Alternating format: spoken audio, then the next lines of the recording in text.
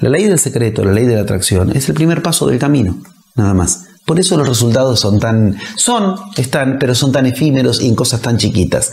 Porque hay 10 pasos más. Y esos 10 pasos no son para pedir, eso es religión, son para generar realidad propia. Pero ven, los condicionamientos inmediatamente lo transforman en eso que tú muy bien has dicho recién. Pide y se te dará. Eso es religión. No es el mago no pide, el mago genera realidades. Cuando uno pide, supone que hay otro que le va a dar o que va a decidir que no le dé. Entonces, ¿cómo no voy a hacer combate hacia afuera? ¿Cómo no me voy a enojar con el mundo, con la realidad, con Dios que no me lo da? El mago no tiene por qué enojarse contra el afuera, porque el mago no pide, el mago genera realidades. Pero cuando uno reduce a un paso del método, por ejemplo, la ley de la atracción, entonces, como los demás pasos le empiezan a fallar porque no los conoce, entonces lo revuelve a reabsorber a los paradigmas anteriores. El paradigma religioso es en ese caso.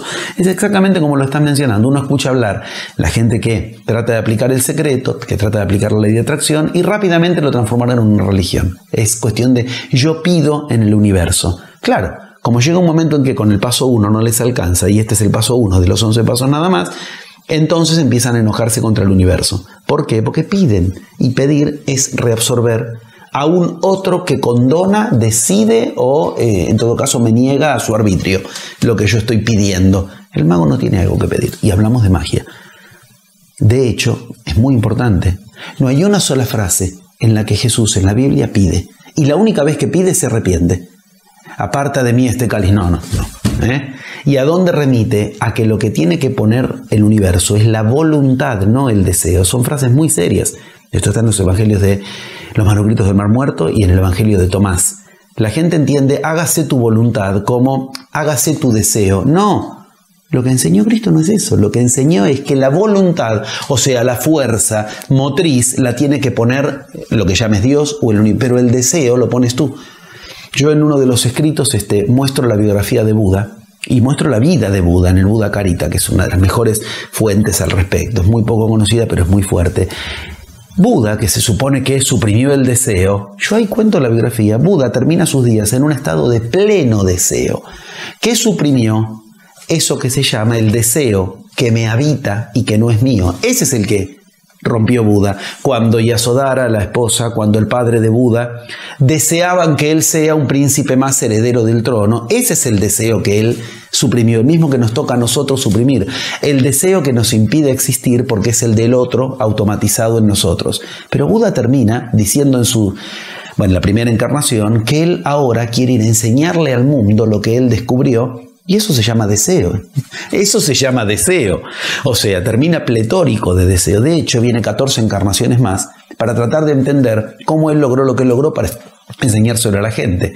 Y en la última encarnación, cuando es Avalokitesvara Buda, o sea, es la última encarnación de Buda, recién ahí da por renta. Lo que yo hice fue, y ahí descubre el método de la magia, descubre los pasos, se los enseña a los tatagatas que se llaman, a los iniciados que tenía alrededor, y ahí ya no se encarna nunca más. Pero quiere decir que 14 encarnaciones más deseó entender qué es lo que había hecho. O sea, el deseo es un problema cuando nos habita. Precisamente lo que se alcanza es un deseo propio, y ese deseo propio no es contra el que se peleó Buda, él alcanzó un deseo propio. Lo mismo sucede con Cristo. Cristo no le planteaba a Dios, haz tu deseo, sino que la voluntad, la fuerza es la que tiene que ponerlo, porque la magia no se logra con voluntad.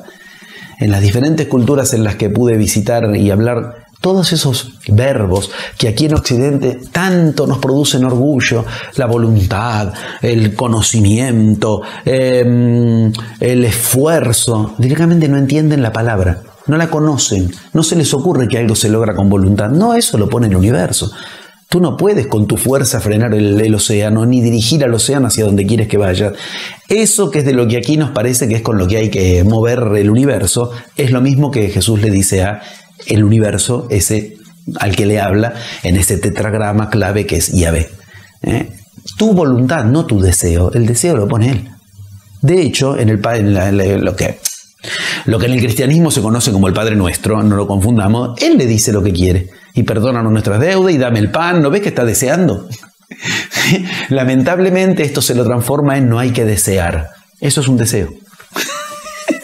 ¿No ves que no se puede? Y por eso es que yo entré por una vía muy distinta. Me fui a enseñar primero apoyado en aprender. ¿Qué dijo Buda en realidad? No que nos dice el budismo que dice Buda, no que nos dice el cristianismo que dice Cristo. Primero, el secreto, que es, bueno, una serie de postulados, posibilidades, afirmaciones que atraen lo que pones en tu mente. Pero ahí viene el serio problema. ¿Y quién sabe lo que tiene en su mente? El paso 1 de la magia se llama el caos de la idea, mundo de la ilusión, el maya todo junto, que decíamos antes. Cualquier persona cree que tiene las ideas claras hasta que las tiene que decir. Cuando las dice, empieza a descubrir que no puede decir 2 veces seguida la misma frase. Si yo te pregunto, dime lo que quieres lograr. Todos creemos que lo tenemos claro en la cabeza hasta que lo tiene que decir. Se lo preguntas 3 horas después o una semana después y ya te cambió la frase. Pero además cuando lo dijo no tiene idea de si lo que dijo es lo que quiere o en su idea lo cree que lo tiene claro. Pues bien, el universo no sigue ideas. Como nos muestran todas las Biblias, el verbo es el logos y logos significa palabra. Dios mismo no pudo evitar nombrar lo que quiere. Uno pregunta, ¿por qué Dios dijo? Y Dios dijo que se genere la luz. Y Dios dijo haya luz. Y Dios dijo haya tinieblas. Y Dios dijo haya aguas de arriba y aguas de... ¿A quién le decía? Si estaba solo en el universo. ¿A quién le decía? ¿Por qué tenía que decir? No había una secretaria que tomaba nota. ¿Por qué decía? Porque si no es con la palabra, no se produce creación. En el hinduismo hay una experiencia que no me canso de maravillarme de lo claro que... El sexto Veda es el único Veda que conoce Occidente, si no has leído los Vedas. Es el Bhagavad Gita. Más o menos es el único que conoce Occidente. El Bhagavad Gita en cierto modo es un resumen de todos los Vedas, por eso está ahí en el medio. Y el Bhagavad Gita es cuando Dios un día se apiada del hombre y se encarna a ayudarlo. Dios, Krishna, para el hinduismo, y el hombre, Arjuna. Es muy interesante preguntar cuándo se encarna Dios para ayudar al hombre. Uno podría decir, se encarna cuando uno está feliz, cuando uno está con su familia, con sus hijos. Todo lo contrario. Ese Dios se encarnó para asistir en el momento de más desesperanza. Pero porque no se entregó a eso Arjuna. Por eso el capítulo 1 del Bhagavad Gita, ¿cómo se llama? El desaliento de Arjuna. Cuando uno está desalentado cree que no tendría que ocurrir eso. Ay, no, a mí no me tendría que ocurrir esto. Ese es el estado en el que Dios se encarna en el Bhagavad Gita. ¿Por qué cuento esto? Cuando se encarna Krishna, la gran pregunta que uno se hace si ha leído los Vedas es, a ver, por fin apareció, me tiene loco desde el primer Veda, no entiendo nada, es una cosa de simbología, ahora va a hablar en serio, se encarnó en una persona, una especie de, Dios se hizo Cristo en el cristianismo, Dios se hizo Krishna, obviamente la etimología habla de una enseñanza original, Cristo, Krishna. Bien, mi pregunta, ¿dónde se encarna? ¿Dónde se le encarnó a Arjuna? Arjuna era un general del ejército, se le encarnó en la lanza mágica, por ejemplo, como en las culturas vikingas, se le encarnó en la esposa, se le encarnó en un general del ejército, él era general, en un colega que le iba a dar fuerza. No.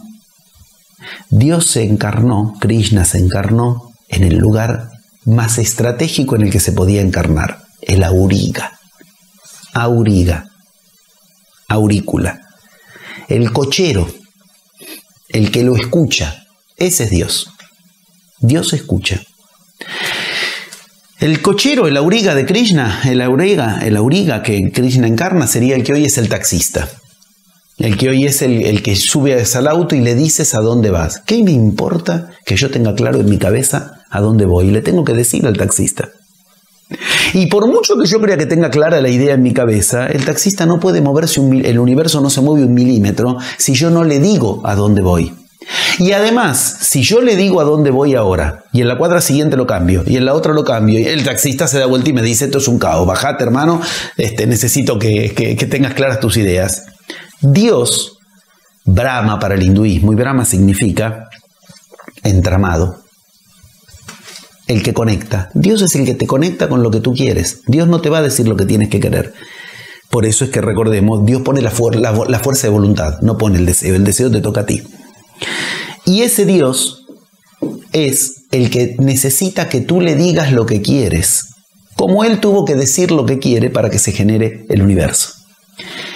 El problema está en que cuando alguien quiere decir lo que quiere, empieza un camino interior o queda atrapado en la ilusión de que lo que dijo que quiere es lo que cree que dijo y no lo que la palabra ubica. Y el taxi va a ir a donde le digas que va, no a donde crees que le has dicho. Si yo al taxi le digo que quiero que mañana a la mañana me lleve a buscar trabajo, yo voy a volver a casa sin haber encontrado trabajo, porque yo quiero buscarlo. ¿Esto qué significa? El agente de la palabra me llevó a donde yo quería. Entonces digo, la magia no me funcionó. Ok, lo que ocurrió es que el universo concedió exactamente lo que le has dicho. La distancia infinita entre el cerebro y la lengua. Creemos que lo que importa es que tengamos las ideas claras. Al universo hay que decirle para dónde quieres ir. Y así es como empiezan todas las Biblias. Todas las Biblias empiezan igual. Dios es el Logos. Logos es palabra y Logos es luz. Empieza siendo palabra para terminar siendo luz. Eso se llama en magia. Primera mitad de método. Con la palabra aprendes a dirigir tu realidad. Segunda mitad de método. Ingresan energías superiores. Energías superiores.